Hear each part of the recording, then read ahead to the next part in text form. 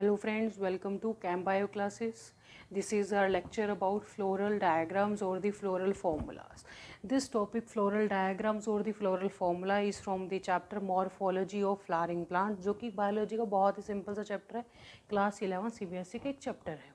ठीक है, तो ये फ्लोरल फॉर्मूलाज और होता क्या है कि हमने इसके अंदर क्या करना है. आप देखो, जैसे रोज़ का आपने प्लांट देखा होगा, आपने रोज़ का फ्लावर देखा, आपने लोटस का फ्लावर देखा, आपने कॉलीफ्लावर देखा, या आपने पी देखा, या अगर आपने कोई और फ्लावर देखा है. ठीक है, तो आपने क्या देखा कि इन फ्लावर्स के अंदर डिफरेंसेस होते हैं, लेकिन आप कितने फ्लावर्स के डिफरेंसेस को लर्न कर सकते हो? बिल्कुल भी नहीं कर सकते, है ना आप.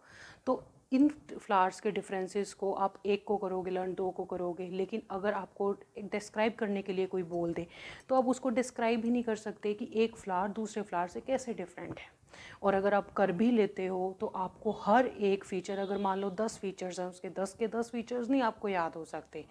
तो साइंटिस्ट ने क्या किया, फ्लोरल डायग्राम्स और फ्लोरल फॉर्मूला की हेल्प ली.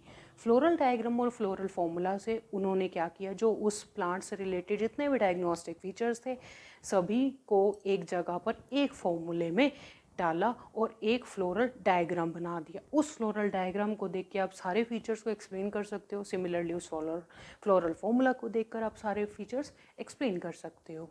ठीक है, तो चलो अब हम आगे करते हैं कि diagnostic features of a family, जितने भी डायग्नोस्टिक जो आप डायग्नोस कर सकते हो, देख सकते हो, ठीक है, वो कहाँ बेस्ड होते हैं? बेस्ड अपॉन, ठीक है, किस पे बेस्ड है जो डायग्नोस्टिक फीचर्स हैं? Sexuality of flower. ठीक है, सेक्सुअलिटी पे बेसिस होते हैं. सिमेट्री ऑफ फ्लावर, सिमेट्री कैसी है, एक्टिनोमॉर्फिक है, जाइगोमॉर्फिक है. ठीक है, जो जितनी भी टर्म्स बोली जाएंगी साथ के साथ एक्सप्लेन होंगी. तो sexuality of flowers, symmetry of flowers, ठीक है, और उसके बाद उसकी एंड्रोशियम कैसा है, उसके अंदर उसका गाइनोशियम कैसा है, बाइकार्पिलरी है, ट्राइकार्पिलरी है, का एंड्रोशियम के अंदर टेट्रामेरस है. ठीक है, और उसके बाद कैलिक्स कैसा है, कोरोला कैसा है, फ्यूज्ड है, नहीं फ्यूज्ड है, फ्री है, कैसा है. ठीक है, वो सब चीज़ें हम वन बाय वन डिस्कस करेंगे. तो आई थिंक आपको ये क्लियर हो चुका होगा कि फ्लोरल डायग्राम्स या फ्लोरल फॉर्मूला को हम क्यों रीड करते हैं. तो नेक्स्ट जो हमारा मेन पर्पस है कि हम वो टर्म्स को सबसे पहले रीड करें जो कि फ्लोरल फॉर्मूलाज में यूज़ करेंगे. हम फॉर्मूला में सिर्फ कुछ कुछ एब्रीवेशंस यूज़ करते हैं.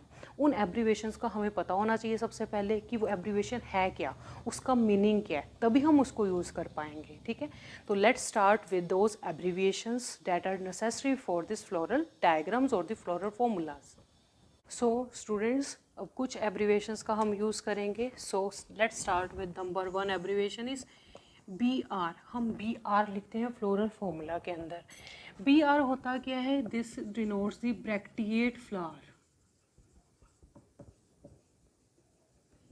मतलब फ्लावर के एक्सियल पोजीशन पर, या कह दे तो ब्रैक्ट के एक्सियल पोजीशन पर फ्लावर होता है. ठीक है, तो अगर ब्रैक्ट के एक्सियल पोजीशन पर फ्लावर है तो हम कहेंगे ब्रैक्टिएट फ्लावर. अदरवाइज नंबर 2 है E B R, that is E bracteate और नो ब्रैक्ट. ठीक है, अगर किसी स्पीशीज़ के अंदर हमें ब्रैक्ट्स नहीं मिलेंगी तो फ्लोरल फॉर्मूला में ई बी आर लिखा होगा. अगर बी आर मिली है तो ब्रैक्टिएट फ्लावर है. थर्ड, अगर वहाँ पर क्या हो, ऐसे आपको प्लस का साइन हो. ठीक है, अगर वहाँ पर क्या हो, प्लस का साइन हो, तो हम क्या कहेंगे, और यहाँ पर सर्कल हो तो हम क्या बोलेंगे, एक्टिनोमॉर्फिक फ्लावर. एक्टिनोमॉर्फिक फ्लावर क्या होते हैं? ऐसे फ्लावर्स जिनको आप सेंटर में से, मतलब आपने कोई रे खींची है, कोई प्लेन खींचा है, तो वो जो आपका पास फ्लावर है वो इक्वल पार्ट्स में डिवाइड हो जाए. फॉर एग्जांपल मैं आपको एक फ्लावर बना के दिखाती हूँ. मान लो ऐसा एक कोई फ्लावर है, फॉर एग्जांपल ऐसा कोई फ्लावर है. तो अब क्या होगा, अगर मैं इस फ्लावर के इस तरफ से प्लेन कर दूं, प्लेन मतलब एक कट लगा दूं, तो यहाँ जो ये वाला पार्ट है और ये वाला पार्ट बिल्कुल आइडेंटिकल है. सिमिलरली अगर मैं इसके यहाँ से कर दूं तो भी आइडेंटिकल पार्ट्स, दोनों साइड्स आइडेंटिकल निकलेंगी. अगर मैं यहाँ से कट कर दूँ तो भी आइडेंटिकल, अगर इधर से कर दूँ तो भी आइडेंटिकल, ठीक है। तो ऐसे बहुत सारे वेज हैं कि आप कहीं से भी कट कर दो उसको, 2 से ज़्यादा वेज हैं, ठीक है। मैं काफ़ी सारे तरीके हैं जिससे आप इसकी आइडेंटिकल इमेजेस ले सकते हो। तो इस फ्लावर को बोलते हैं एक्टिनोमॉर्फिक, मतलब सेंटर में से आप प्लेन गुजरना चाहिए, दैट्स द मेन थिंग, ठीक है। उसके बाद जो फोर्थ है, फोर्थ के अंदर हम या फिर ऐसा परसेंटेज ऐसा साइन होगा या फिर कुछ ऐसा साइन होगा। तो ये अगर शो होता है तो डैट इज जाइगोमॉर्फिक फ्लावर्स।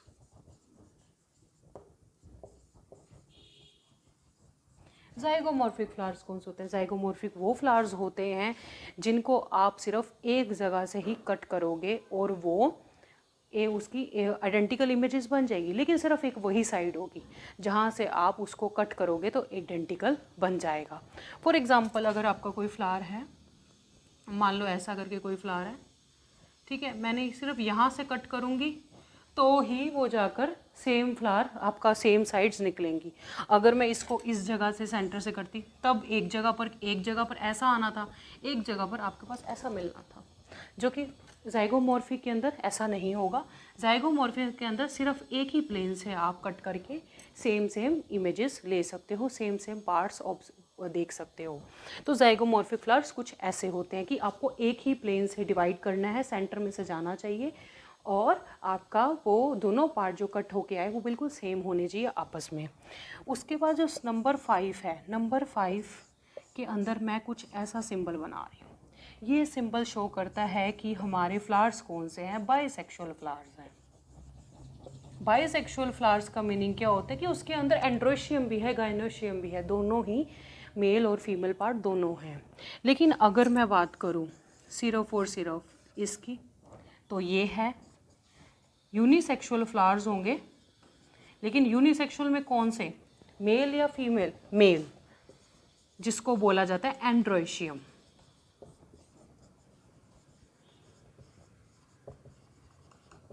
ठीक है।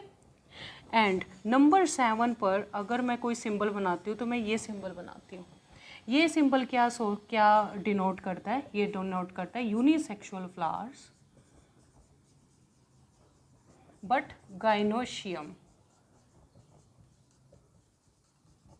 फीमेल पार्ट को। ठीक है, आई होप आपको यहाँ तक क्लियर हो चुका होगा। ब्रैक्ट, ई ब्रैक्टिएट, देन एक्टिनोमॉर्फिक फ्लावर के लिए आपने प्लस लेना है लेकिन सर्कल के अंदर लेना है। फिर उसके बाद जाइगोमॉर्फिक के लिए परसेंटेज का लेना है और प्लस का लेना है। बाइसेक्सुअल फ्लावर्स के लिए आपको ये सिंबल है, यूनिसेक्सुअल के लिए एंड देन यूनिसेक्सुअल गाइनोशियम के लिए। आई होप आपको यहाँ तक क्लियर हो चुका होगा। नाउ अब हम आगे करते हैं। तो एक फ्लावर अगर आप देखते हो तो उसके अंदर काफ़ी सारी वर्ल्स होती हैं, मतलब उसके अंदर काफ़ी सारी सेपल्स होती है, पेटल्स होती हैं। तो जो सबसे आउटर मोस्ट होती है उसको हम कैलिक्स बोला जाता है और हम इसके अंदर के से डिनोट करते हैं। किसको? कैलिक्स को। ठीक है, कैलिक्स को डिनोट करेंगे के से। ठीक है, के कौन सी है? Outer most whorl of a flower, outer most whorl of a flower. ठीक है, जो सबसे बाहर वाला होगा। उसके बाद अगर तो उसके अंदर एन मतलब कितने हैं उसके अंदर, number of calyx, number of sepals. जो कैलिक्स है वो सेपल से मिलकर बनी होती है। किससे? सेपल से। ठीक है, अब कैलिक्स के एन अगर लिखा होता है तो वो ये डिनोट करता है कि एन नंबर ऑफ सेपल्स हैं। ठीक है, तो और ये कैसे हैं? फ्री हैं आपस में। ठीक है, पॉलीसेपलस कंडीशन, पॉलीसेपलस फ्लावर। ठीक है, अगर के और नीचे ब्रैकेट में एन हो, डैट मीन्स वो सारी क्या है? आपस में फ्यूज्ड है। तो उसको हम क्या बोलेंगे? Gamosepalous flower. ठीक है, तो अब उसके बाद नंबर 9 पे क्या आता है? EPI, जो कि क्या डिनोट करता है? वो करता है एपिकैलिक्स। एपिकैलिक्स सेपल्स के बाहर एक कई बार एक होता है, कोई वर्ल होती है तो उसको हम बोला जाता है एपिकैलिक्स। एपिकैलिक्स के बाद जैसे हमने कैलिक्स के लिए के किया था, अब करोला आ जाता है। करोला के लिए हम के नहीं करेंगे, करोला सी से है, वैसे तो ये भी सी से है बट किसी ना किसी को तो चेंज होना पड़ेगा। तो मैंने करोला के लिए सी यूज़ किया है, सी फॉर करोला, मैंने नहीं, मतलब साइंटिस्ट ने किया हुआ है। तो करोला क्या है, करोला पेटल से मिलकर बनी होती है। सेपल्स सबसे बाहर वाला वर्ल, उसके अंदर वाला पेटल्स वाला वर्ल, तो ये करोला होता है। अगर करोला NCN लिखा है that means polypetalous flower, और अगर CN ब्रैकेट में है that is gamopetalous flower. ठीक है, पोली पेटलस फ्लावर, पोली मतलब बहुत ज़्यादा, ठीक है, फ्यूज़ नहीं होंगे, फ्री होंगे। गैमोसेपलस मतलब, गैमोपेटलस मतलब फ्यूज्ड हैं, पेटल मतलब पेटल्स फ्यूज हैं। ठीक है, तो ये हमारे पास यहाँ तक कैलिक्स, एपिकैलिक्स और करोला की कुछ टर्म्स थी। आप इसको नोट डाउन कर लीजिए। Yes, A is for androecium. अगर ए के यहाँ पर सबस्क्रिप्ट लग जाए infinity, that means infinite stamens की स्टेमन बहुत ज़्यादा है, इनफाइनाइट नंबर है। लेकिन अगर सी हो और ए हो और ऐसे कुछ हो जाए तो उसको हम बोलेंगे AP petals condition. AP petals condition मतलब कि सी जो पेटल है, पेटल जो हमने बोला था कैलिक्स, करोला और एंड्रोशियम आपस में फ्यूज हैं, तो उस कंडीशन को ऐसे शो करेंगे और उसका मतलब होता है एपी पेटलस कंडीशन। और अगर पी मतलब पेरियांथ से ऐसे फ्यूज्ड है तो हम एंड्रोशियम फ्यूज है तो उसको क्या बोलेंगे, उसको बोलते हैं एपीफाइलस, या फिर उसको बोलते हैं एपीटैपलस। क्योंकि पेरियांथ जो मिलकर बना होता है वो टैपल से मिलकर बना होता है। टैपल्स मीन्स कैलिक्स प्लस कोरोला। ठीक है, और ये हमारे पास एपीटैपलस कंडीशन है। ठीक है, सबसे पहले हमने पेरियांथ किया, फिर एंड्रोशियम के लिए, फिर इनफाइनाइट स्टेमन्स के लिए एपीपेटलस, एपीसेपलस, एपीटैपलस और एपीफाइलस कंडीशन। अब सिर्फ एक ये बचा है, जी इज फॉर गायनोशियम। ठीक है, जी के पैरों में अगर या सबस्क्रिप्ट कहा जाए तो अगर एन है ब्रैकेट्स में है that means syncarpous ovary, मतलब कार्पस जो है फ्यूज्ड है। उसके बाद अगर जी एन है तो डैट इज एपोकार्पस ओवरी, मतलब कार्पस जो है वो फ्यूज नहीं है, फ्री है। और अगर इसके ऊपर एन ऐसे हो तो उसको बोलेंगे सुपीरियर ओवरी। ठीक है, और अगर नीचे अगर बार हो तो उसको बोलते हैं इन्फीरियर ओवरी।